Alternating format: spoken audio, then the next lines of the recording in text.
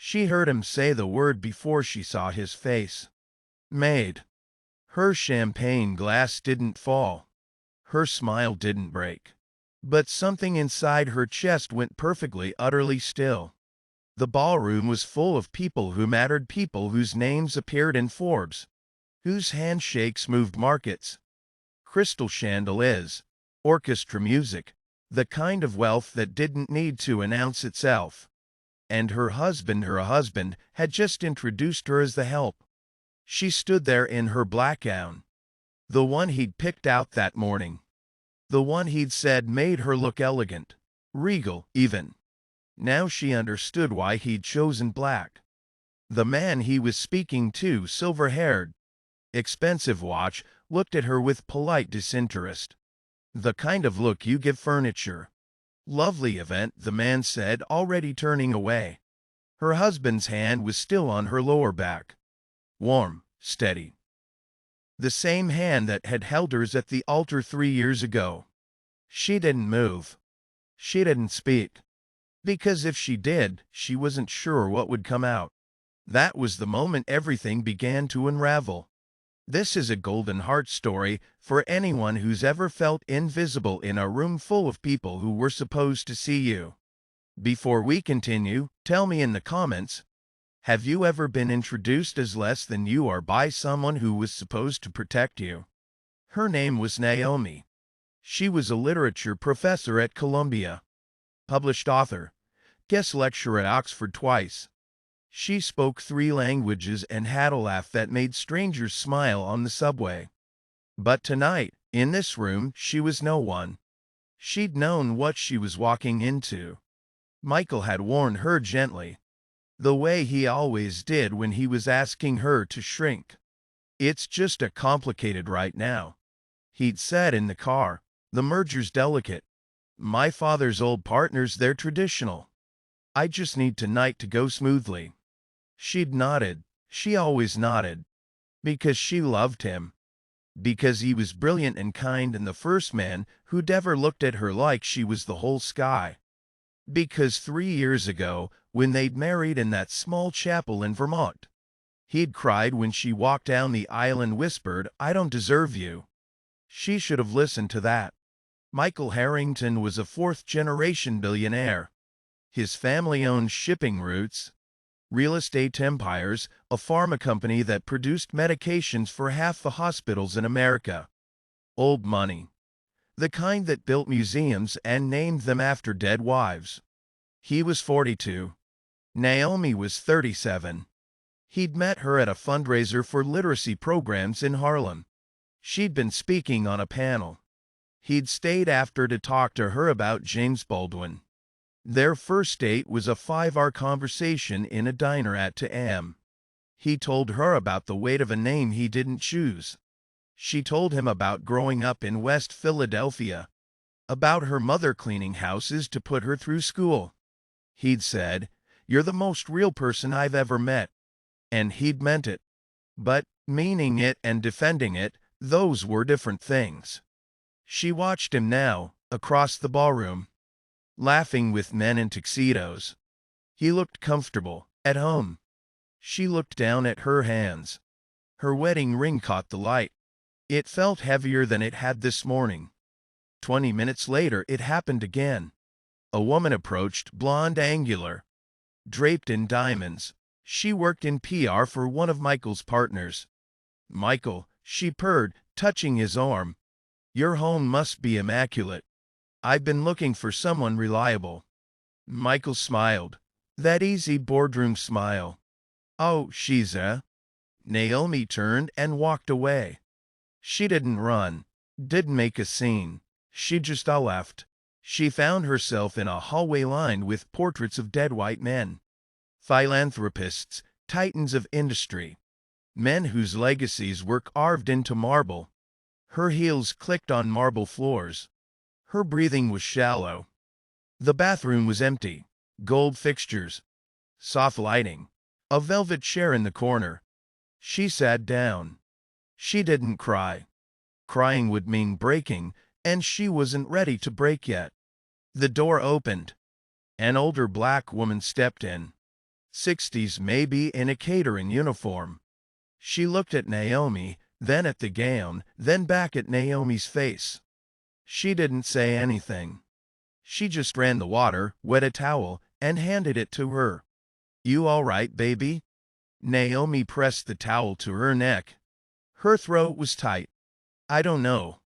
The woman leaned against the counter, arms crossed. She had the posture of someone who'd survived worse. "That man out there yours?" Naomi nodded. "He love you? Did he show you?" Naomi didn't answer. The woman sighed. "Then you got a decision to make." She left without another word. Naomi sat there for a long time. When she returned to the ballroom, Michael was standing with his father, Harrison Harrington, 78, steel-spined, the kind of man who'd built empires by never apologizing. He saw her approach and his expression didn't change, didn't warm. "Naomi," he said, flat, like her name was a formality. "Mr. Harrington." Michael's jaw tightened, she could see it. The tiny muscle near his ear.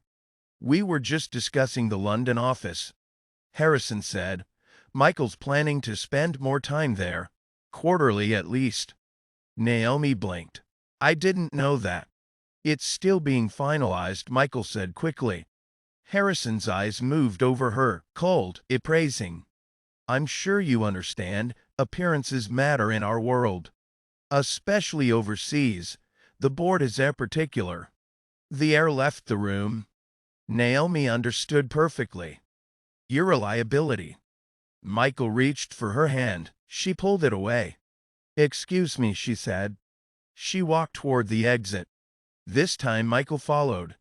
Outside, the air was sharp and cold. Manhattan at night, taxis, distant sirens. The hum of a city that never stopped. "Naomi, wait." She spun around. "Don't." I didn't know he was going to say that. "You let him." Michael's face crumpled. "I was trying to keep the peace." "By erasing me?" "That's not. You introduced me as your maid, Michael." His mouth opened, closed. I didn't mean it like that. It was just Crowley's old-fashioned. And I thought if I downplayed." "Downplayed what?" "That I'm your wife, that I exist." "You don't understand the pressure I'm under." "No, you don't understand what you just did to me." Her voice cracked. Michael stepped forward, she stepped back. "I have spent 3 years making myself smaller for you." Quieter. "I stopped going to faculty events because you said they made you uncomfortable. I smiled through your mother's comments about urban culture. I've let your father look through me like I'm glass. I never asked you to." "You didn't have to." Silence. Michael's hands were shaking. "I love you." "Then why do I feel like I'm disappearing?" They didn't speak on the drive home. Their apartment was in Tribeca. Floor-to-ceiling windows, minimalist furniture. The kind of space that appeared in architecture magazines. It had never felt like hers. Naomi went to the bedroom. She didn't slam the door. She just closed it. Quietly. Michael stood in the kitchen for a long time, staring at nothing. The next morning, she woke to the smell of coffee. Michael was sitting at the table. Still in yesterday's shirt, sleeves rolled up, 2 mugs in front of him. He looked exhausted. "I called the office," he said quietly. "Told them I'm taking the week off." Naomi didn't sit. "Why?" "Because I need to fix this." "You can't fix it in a week." "I know." She stared at him. Do you actually know?" He looked up. His eyes were red. "I've been a coward." The words landed between them. Naomi's throat tightened. "My whole life," he continued. "I've done what was expected. I followed the plan. I didn't make waves. And then I met you, and for the first time, I wanted something that was mine, something real. But you're still living their life." "I know. And you're asking me to live it with you." He stood, slowly. "I'm asking you to let me prove I can do better." I don't know yet, but I'm asking. Naomi closed her eyes. They spent the day in silence. Not the angry kind. The kind where both people are thinking too much to speak. That night, they sat on the couch. Not touching.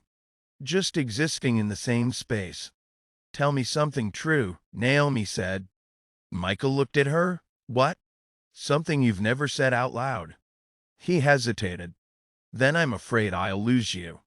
And I'm afraid that losing you might be the first honest thing I've ever done. Naomi's chest ached. I'm tired, Michael. I'm so tired of wondering if I'm enough. You are. Then why doesn't it feel that way? He didn't have an answer. 2 days later, Michael's phone rang. It was his father. Naomi was in the next room, but she could hear the tone, clipped, cold. Michael's responses were quiet. I understand. I know, I'll handle it. When he hung up, he sat down hard. Naomi stood in the doorway. What did he say?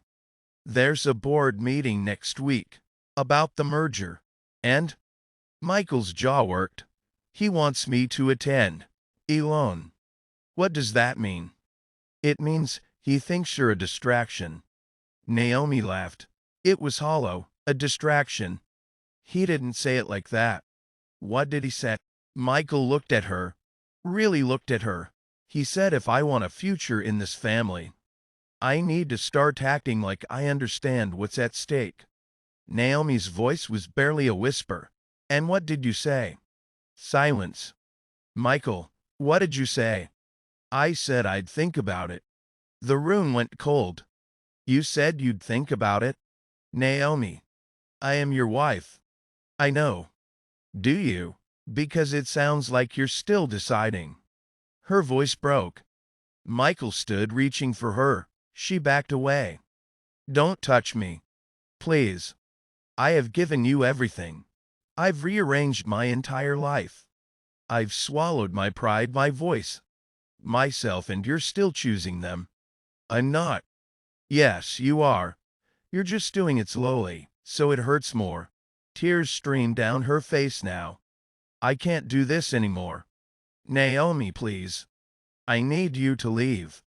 This is my home. Then I leave. She walked into the bedroom and started packing. Michael stood frozen. Where will you go? I don't know. But I can't stay here and watch you race me one day at a time. She zipped the suitcase. Michael's voice cracked. I love you. Naomi stopped at the door. I know you do. But love isn't enough when you won't fight for it. She left. Naomi stayed with a colleague from Columbia. A small apartment in Morningside Heights. Stacks of books, the smell of chai. Her friend didn't ask questions. Just made up the couch and handed her a blanket. Naomi lay awake for hours. Her phone buzzed. Text from Michael. I'm sorry. Please come home. I'll fix this. She turned the phone off. Michael sat in his apartment. Empty. Silent. He looked at his wedding photo, a mantle. Naomi in white, smiling like she'd found home. He picked up his phone. Dialed. Dad, we need to talk. If this story reminds you of someone you've lost or almost lost because you were too afraid to choose them, share this video with someone who needs to hear it. The board meeting was on a Thursday. Harrison Harrington sat at the head of the table.